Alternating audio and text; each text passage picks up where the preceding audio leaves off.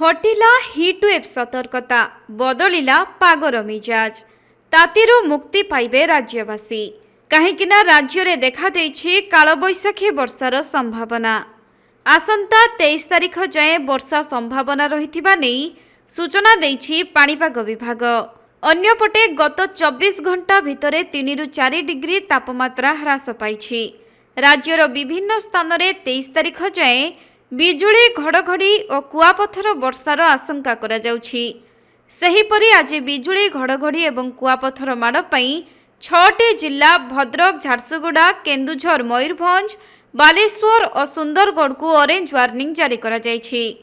एही सबु जिल्ला रे घंटा प्रति 40 ରୁ 50 किलोमीटर बेगरे पवन बहिपारे। सेहिपरि संबलपुर, देवगढ़, बौद्ध, अनुगुल और जाजपुर जिला को येलो अलर्ट जारी करा जाइछि। एथि सहित आसंता काली पई मध्य 6टी जिला को ऑरेंज वार्निंग दिया जाइछि एवं 15टी जिला को येलो वार्निंग जारी करिछि आंचलिक पाणीपाग विज्ञान केन्द्र। सेपटे एहाकु दृष्टि रे रखी मुकाबिला पई समस्त जिलापालଙ୍କୁ एसआरसी पक्षरु अलर्ट करा जाइछि।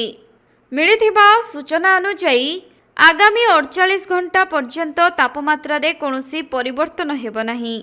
3 दिन परे 3 ରୁ 5 डिग्री तापमात्रा कमिबो बोली पूर्वानुमान करिछि पाणीपाग विभाग। गत 24 घंटा रे बलांगीर रे सर्वाधिक तापमात्रा 40.4 डिग्री रेकर्ड करा जायथिला एवं भुवनेश्वर रे 34.6 और कटक रे 34 डिग्री तापमात्रा रेकर्ड होइछि।